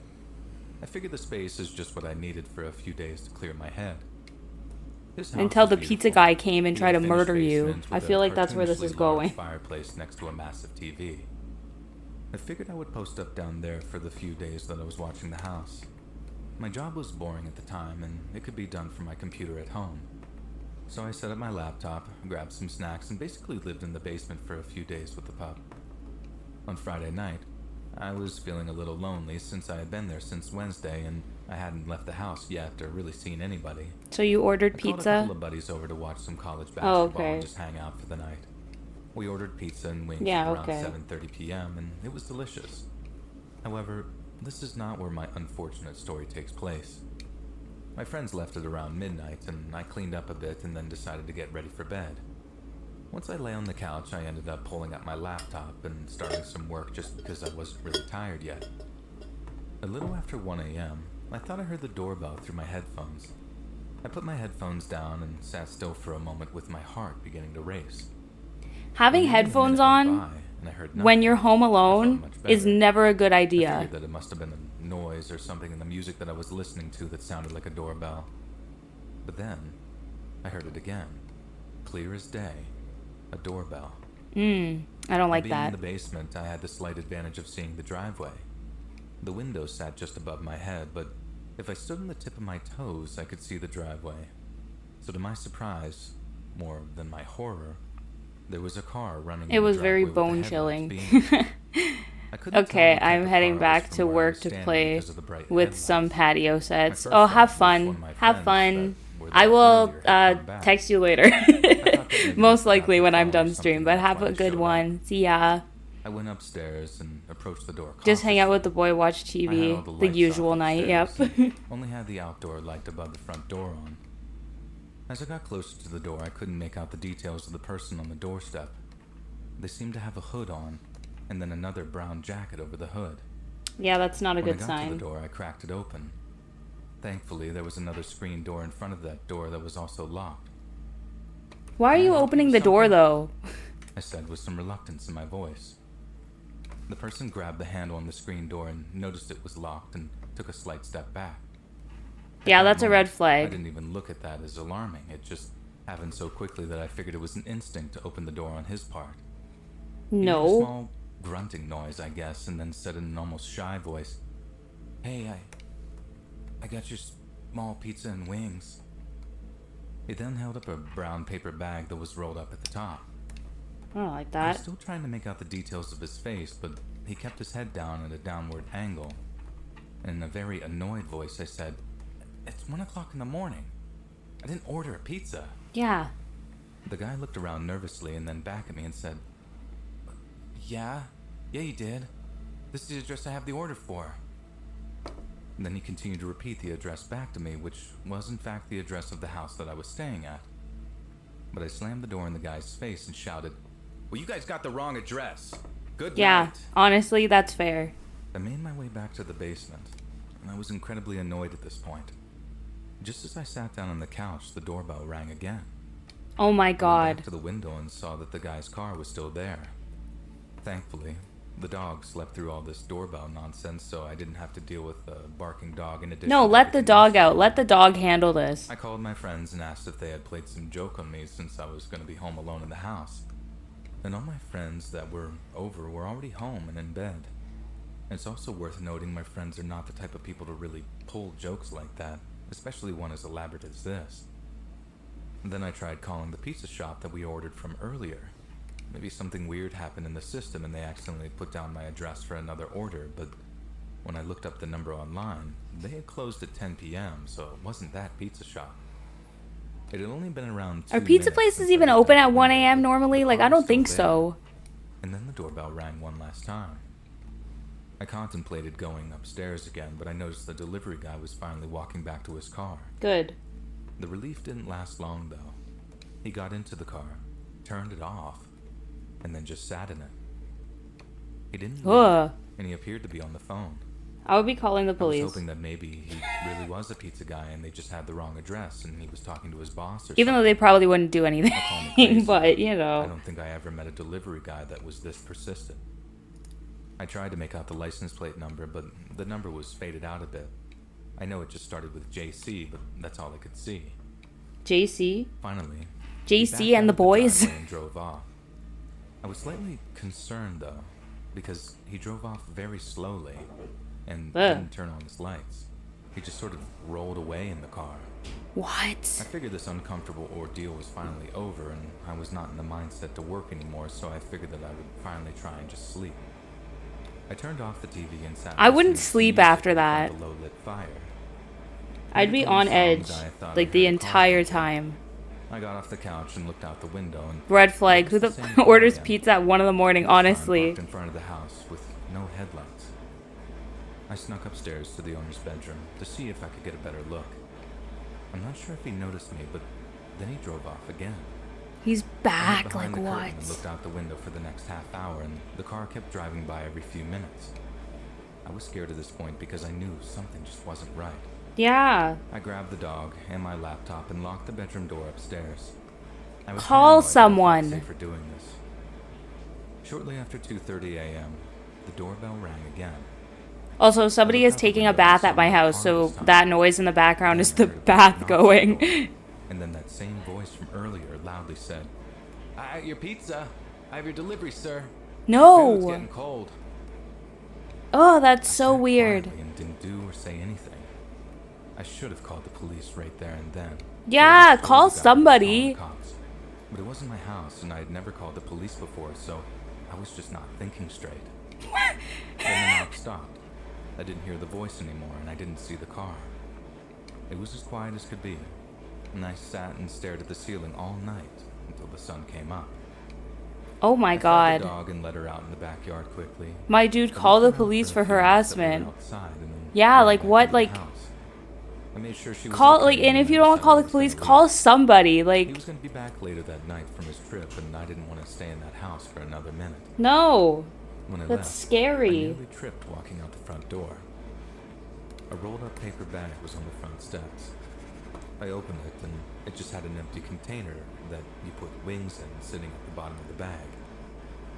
I felt sick as the thoughts swirled in my head, thinking about everything that could have happened. I drove away, and as I got to the end of the street, I saw what I thought may have been the car from the previous night. It was a dark sedan with a license plate that started with JC. JC, yeah, that's I weird. called the owner of the house right away, and he didn't seem too concerned at all, so...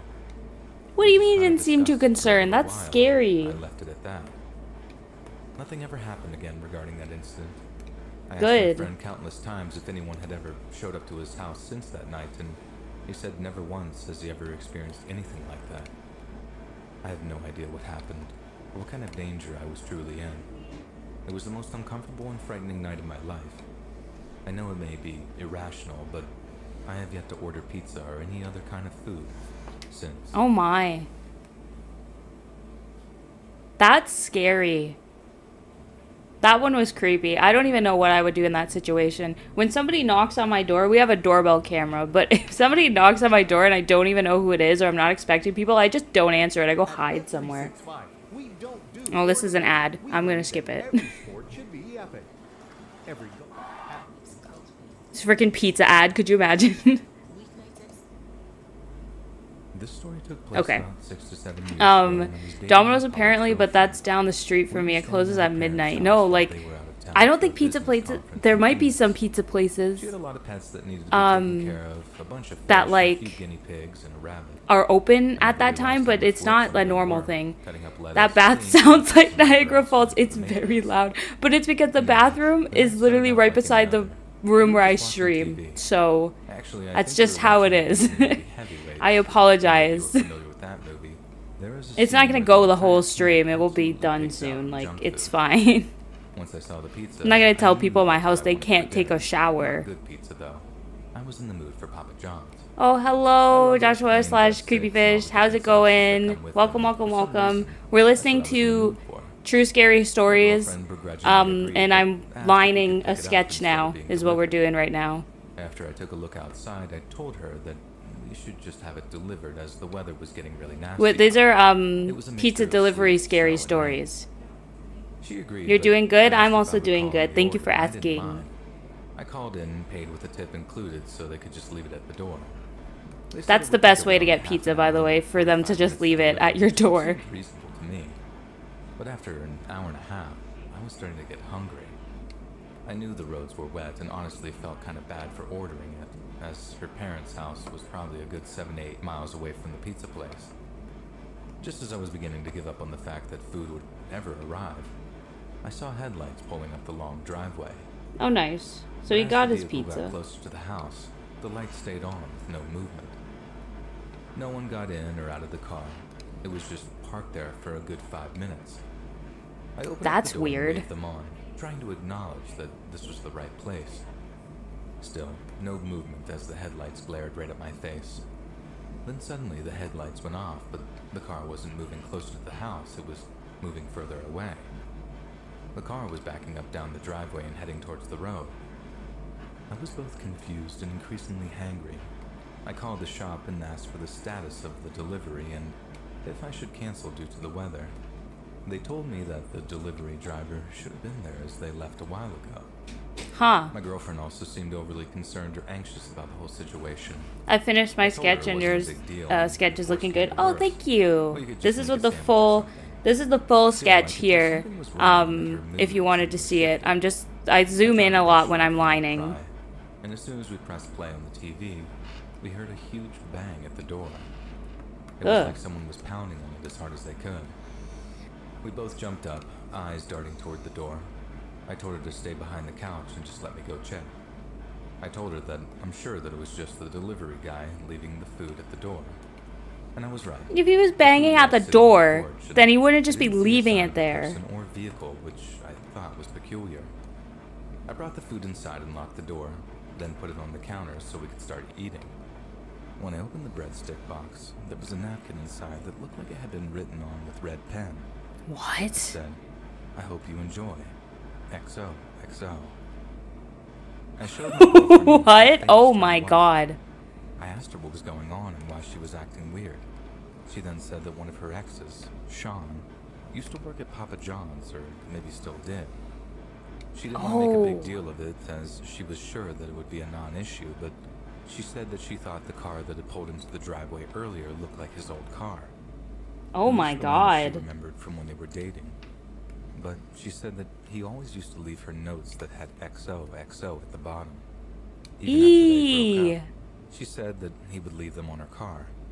She said that when she decided to leave him, he didn't take it well and began contacting her non-stop, trying to get Man back did not together just and mention mailing being and leaving her hangry letters. in his scary story. She He said that after she did. changed her number and made That her guy is social media banging the accounts door. private, I never heard from him I again, wonder if the and door I had further consented to issues. that. I really didn't know what to say.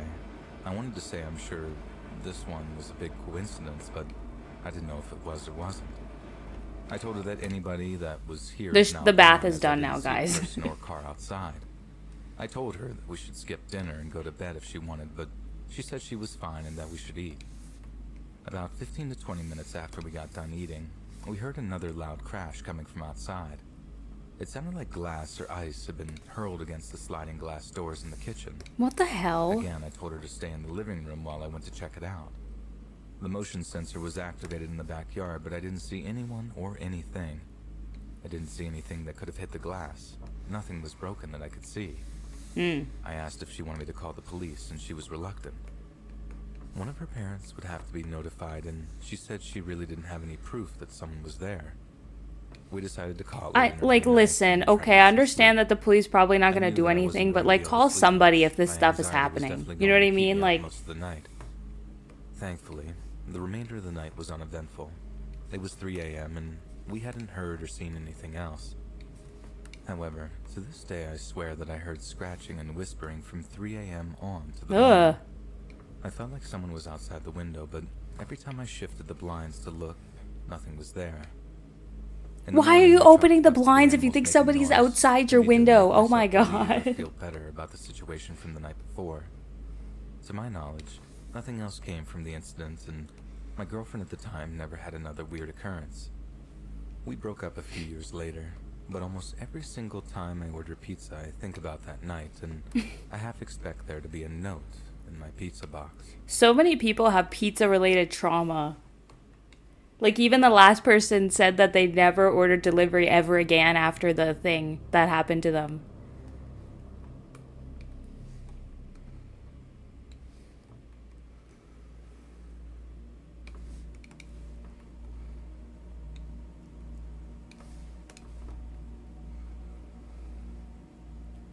Here are rain sounds, I Years guess. ago, I was able to open an awesome Scratching and pizza shop with my whispering brother. is feral The business ghoul was great. behavior. We worked well together. Literally. My brother and I cooked the Who pizza does and that? Like, my the person wives is took the doing orders and that? operated the cash No. register.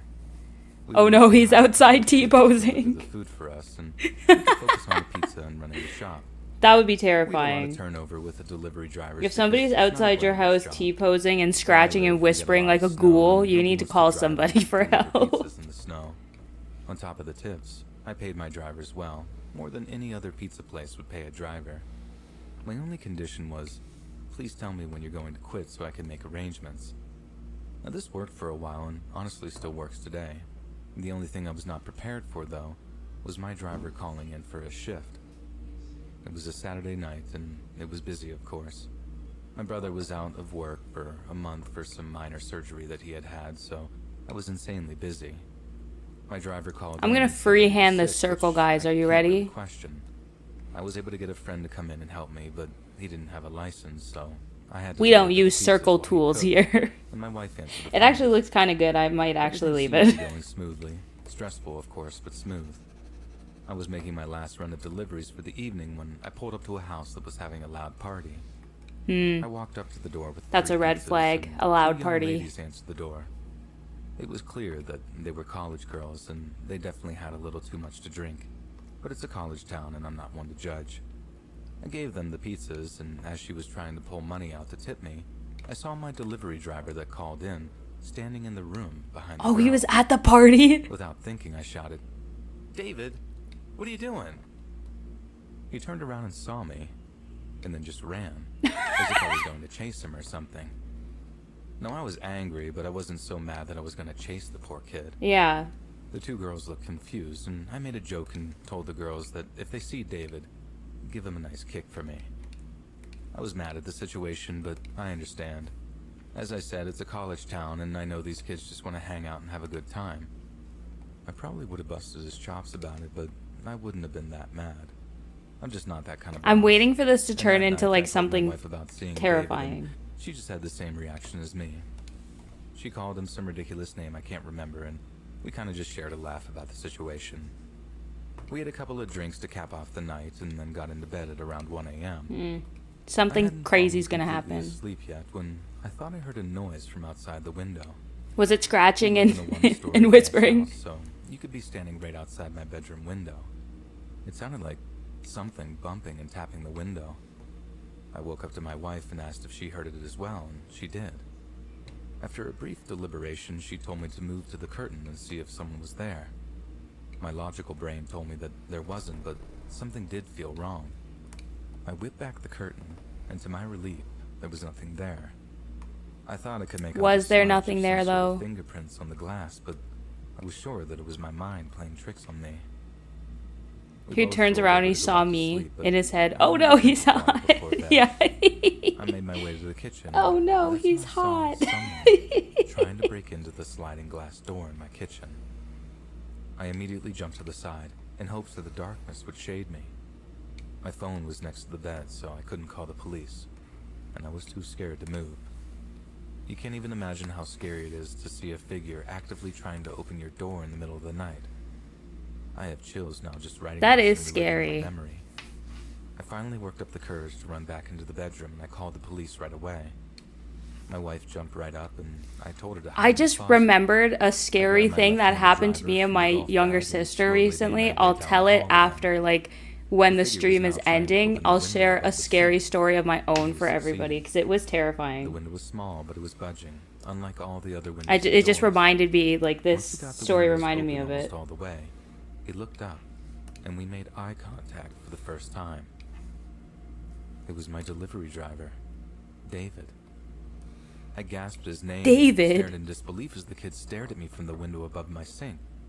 He turned white as a ghost, and instead of continuing to try and climb through the window, he just jumped back and ran away. Why was he doing I that? stupidly tried to call him, but his phone was going right to voicemail. The cops showed up several minutes later, and I decided on something Of course that they most did, people several probably minutes would not later. have. I did not give the cops David's name. I told them I saw an intruder breaking in, and he ran when he saw me. I gave a statement, and they left. I never saw David again. He never showed up at the shop, and He never showed saw up him at the house. again? Maybe once he realized the cops weren't coming after him, he figured I didn't report him. Or maybe he had too much to drink that night and he wasn't thinking straight. Either way, kids make mistakes, and I just hope wherever David is today, he's doing all right. At the time, I didn't have any children yet, because if I did, that ending may have played out a little differently. David no just going idea AWOL? what Yeah, David like what? intended He on just doing that night. disappeared? Tried to break Whether into he his just wanted to boss's rob my house and then house or disappeared? actually That's cause us so harm. weird. I'm thankful that he found some sense in that moment and actually ran away. I know we caught him out that night with his friends, and he was just kind of faded, I guess, from drinking, but I really held no ill will towards him. So the fact Yeah, that like, he ended didn't up get at in my house and trouble. tried to break in, I don't know whether it was coincidence or he truly had some sort Who of is this ill intent. David you speak of? It's the But delivery maybe it's just still driver out there. I from the sincerely story. hope he Delita, are you repents. listening to the story?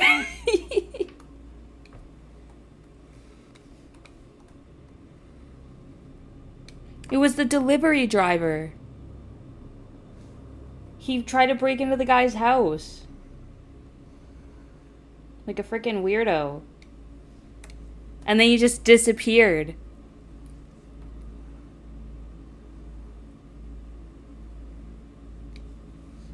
I really am not a people person. I've had more Same. jobs than I can count on two hands at this point, and I have yet to find one that suits me. Someone in my position with no college education and no real-world skills really struggles to find and then keep a job. Every customer service job I've had has ended in a very ugly fashion. One time, a couple of years ago, I was even arrested. and I am a escorted warrior off the that property has of an the store that I adventure. worked at I'll because I may have lurk. accidentally threatened All a good, customer. man.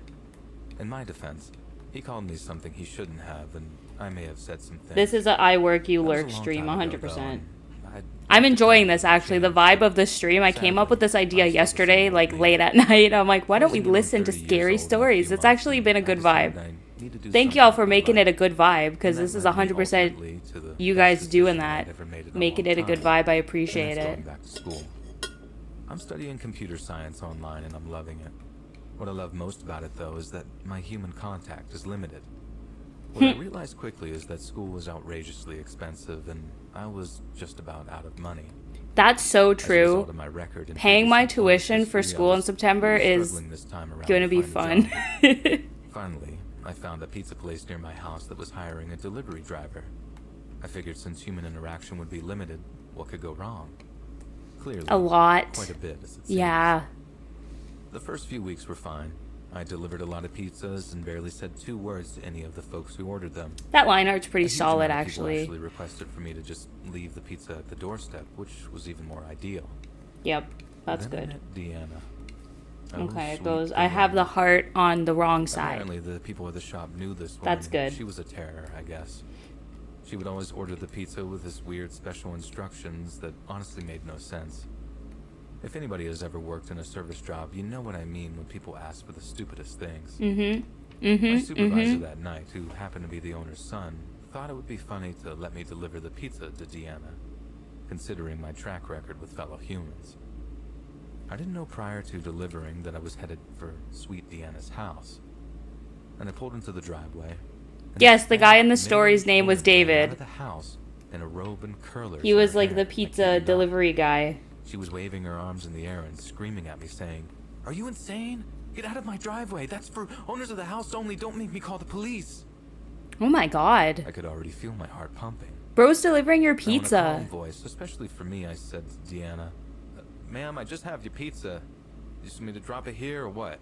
I was paying attention to her, I just didn't get the woman name. Yeah, screamed no, at the that's top of fine. her I was lungs just and teasing shouted you at me anyways. Again, saying, "I won't ask you again. Move your car." What the hell? He's delivering your Now, a pizza. few Let him years park in the ago, I would've driveway. probably thrown the pizza at the lady, but somehow I had the patience to get back into my car and move to the road. I got out and started my way up the driveway. I extended the pizza out, trying to hand it to her, but she stared at me like I was holding a dead body or something. Oh my god. Annoyed, I said, "You gonna take your pizza?" Deanna stared at me. Her mouth was half open and her eyes looked enraged. In an instant, her eyes bulged open and she said, "This is all wrong. This is wrong. How dare you?" I was beyond confused at this point. Yeah, what the I basically hell? was done with this and said whatever. I set the pizza down gently in the driveway and started walking back to my car. I'm a big guy and this was a smaller woman, so I was shocked when the next thing I know, the woman jumped on my back and started to beat on the back of my head like some type of drum. What? While she was hitting Oh me, she my continued to yell, god. "It's all wrong. It's not even the right box." I couldn't even begin to understand what she was talking about. Was What she the mad that hell? The pizza was in a different box? I finally was able to gently lift her off of me and set her down. I was annoyed and increasingly angry, but the last thing I wanted to do was hurt this poor woman accidentally. I'm like captivated by this I as got to well, my car, sorry. and when I looked up, the woman was running at my car with a knife in her hand. Oh my And that was the god. final straw for me. I Yeah. peeled off and looked in my rearview mirror to see her standing at the end of the driveway, waving the knife in the air like it was a flag or something. That's I insane. didn't call the cops.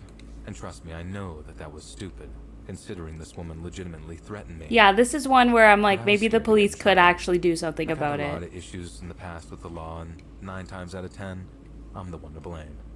I just feared Fair, that in I case the guess. system failed, I didn't want to jeopardize the only good thing I have going on in my life, and that's school, and sort of this job.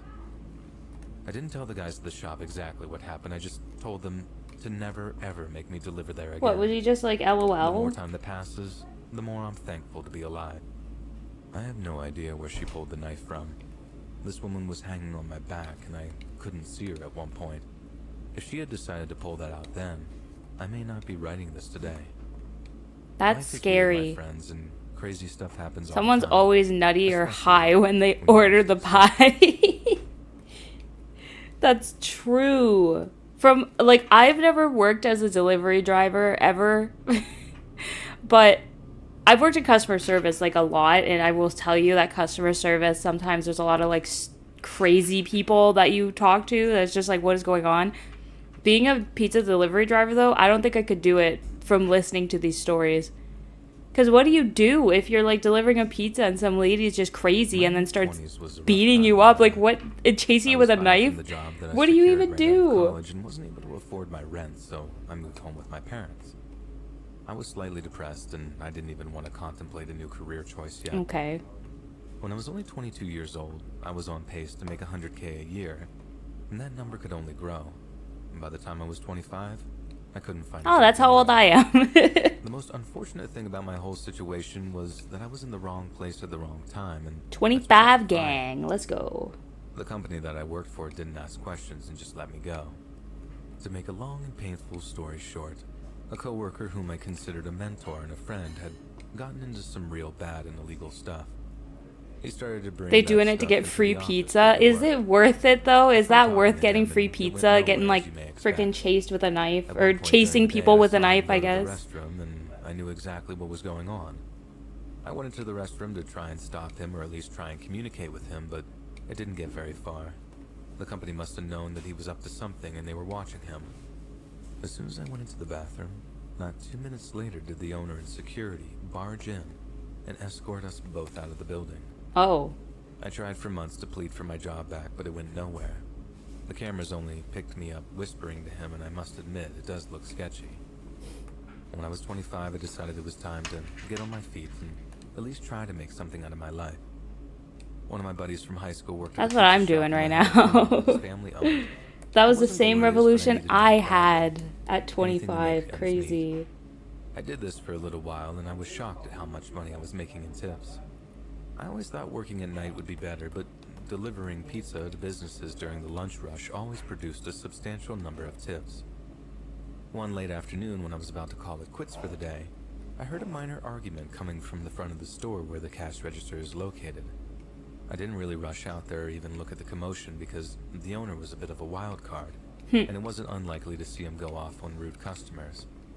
I heard the I man like yell, that though. I "Never like when again," your manager in the stands store up for next you to and the starts shop. freaking out on people that are The voice freaking out sounded on you. familiar, but I couldn't It's like the quite place best. it at the time. After the angry man left, the owner walked into the kitchen where I was standing and looked at me with a smirk on his face. In his American-Italian accent, he said, "Hey, Tony, the hell do you do that guy? He don't like you one bit." And I shrugged and told him I didn't see the guy. Yeah. Then he proceeded to tell me, "The guy saw you walk into the kitchen and said, I know If the guy. it is called the He's bad, cops, he's oh, trouble. hold on, they Fire take him." forever. I No, told him I was exactly. gonna fire Like, you, and he said I'd never ordered I pizza noticed, or like, get I a didn't sign. call the cops, and I'm like, Eh. at least No, call we laughed somebody. about it for a Because, couple you of know, days sometimes they and don't it do passed. anything, but By the following weekend, I had forgotten this all pizza about it. delivery just reminds We got me an of order that to one deliver episode of somewhere that Gumball. was just out What of the episode of zone, but he Gumball? agreed to pay There's so extra if many. we could I finish don't delivery. remember them all. I, of course, didn't mind and was happy to take the massive tip. I made the 30-minute drive to a mansion on the edge of town. This place was beautiful, the type of house I always wanted to live in. I approached the massive front doors that were accompanied by 2 giant pillars. Oh, that's I rang cool. the doorbell, and a voice came out from a speaker on the button, and it said in a muffled voice, "The door is open, my friend. Could you please Where just come in Richard and set tried the to get pizza a on the job counter?" and oh yes, Got I a do broken know what you're window and talking knocked about as now. well. Yes. If The Richard voice was sounded delivering the familiar, but pizza, it that was would be just muffled okay. enough I that feel couldn't like he quite could tell survive if I that. knew it for sure. Now I walked into the house and it was far less striking on the inside. It smelled horrible in there and it looked like it hadn't been cleaned in like years. There was trash everywhere, bottles and cans lined the floor, and ants were all over the place. Oh, I kind of messed It up was that line disgusting, to there. say Oh the well. least. I'll go I fix walked it. into the kitchen and found a spot on the counter to set the pizza box. I took one more look around at the disarray of the home. As I was turning my head, I noticed a man standing in the doorway on the opposite side of the room. I barely recognized him at first, but after a second it was clear. It was my old mentor from my old job. And he didn't have a broken What? leg. He just stood there staring at me with one hand firmly concealed behind his back.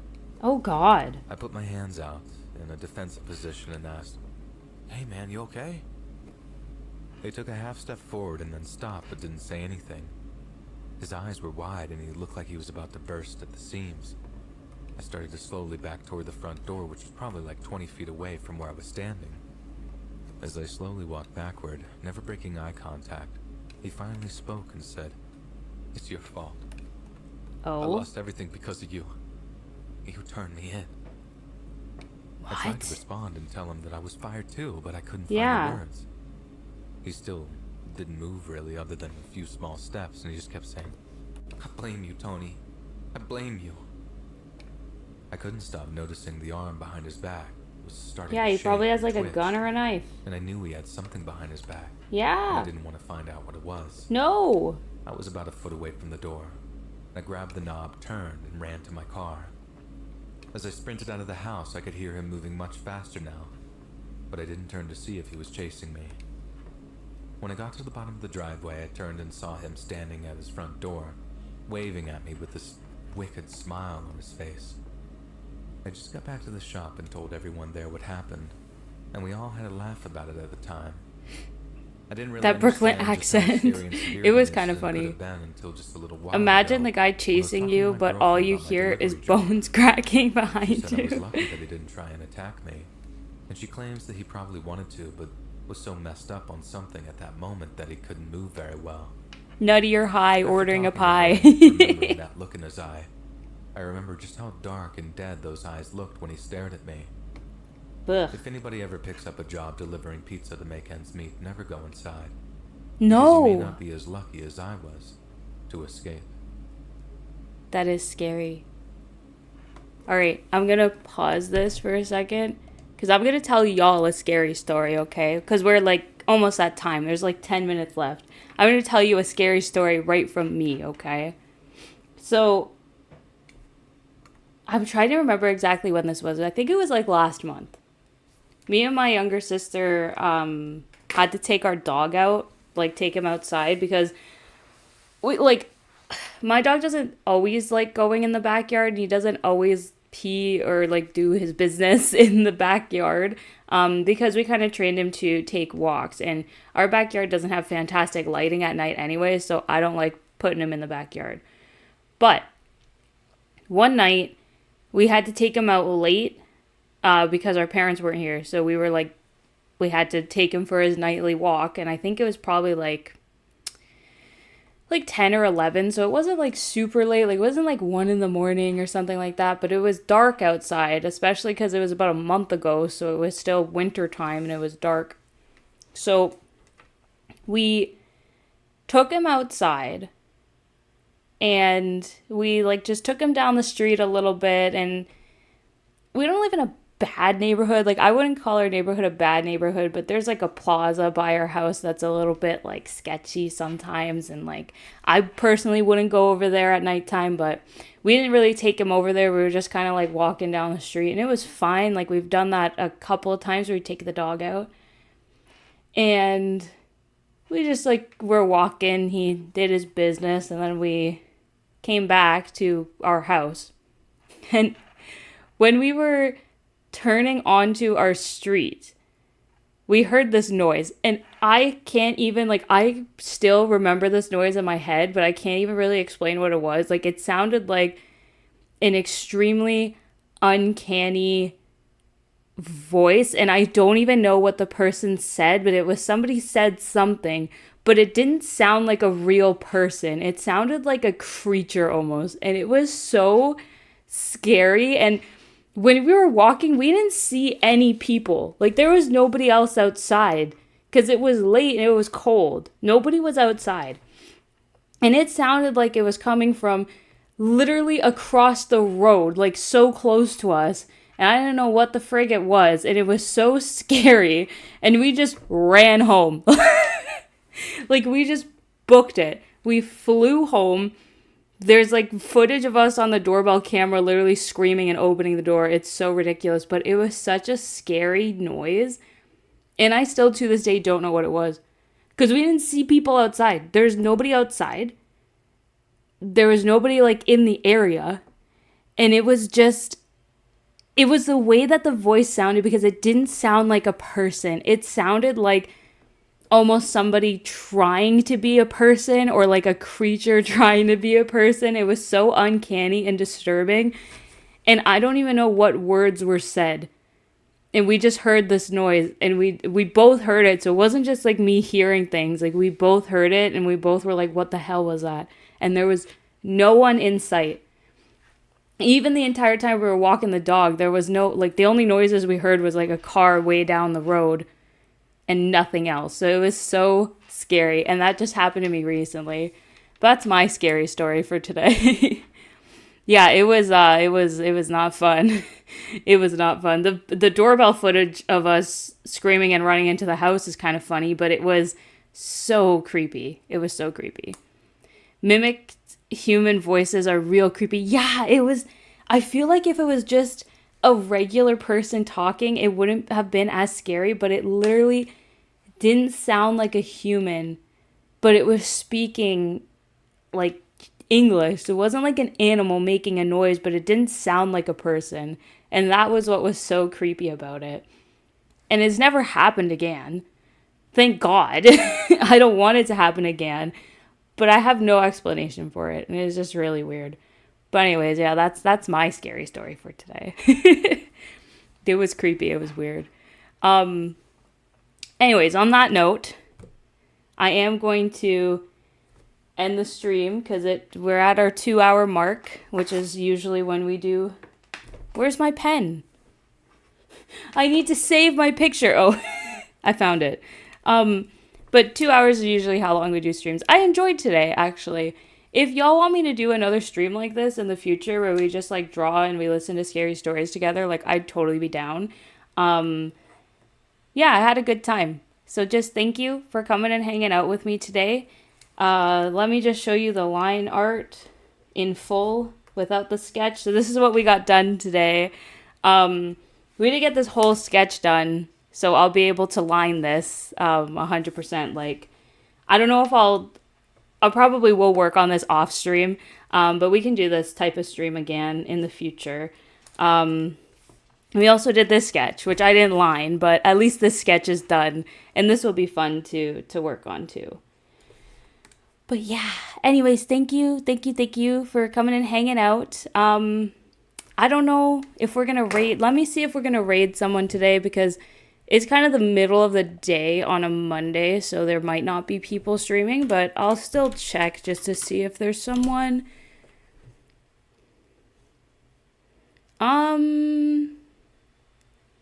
Yeah, no, there's like, I just opened up Twitch and it's like everyone is offline, so that's okay. But all right, we won't raid anybody today, but that's fine. I will see everybody on Wednesday, I think, because I believe Ty the Wolf King is doing a Mario Kart stream, so I will probably be there on Wednesday if he's still doing it. If that doesn't end up happening, I will see everybody maybe on Thursday for a stream. That's also kind of to be determined because I'm getting a tattoo on Thursday and it's booked for 6 hours. So it depends on how I feel after getting that tattoo. But, you know, I will keep everybody posted. I'll definitely see you at some point this week at some channel doing something. Thank you for coming and hanging out with me today on stream. I had a really good time and I just hope you have a wonderful rest of your Monday. All right. Bye. Bye. Thank you. See you next time. Bye.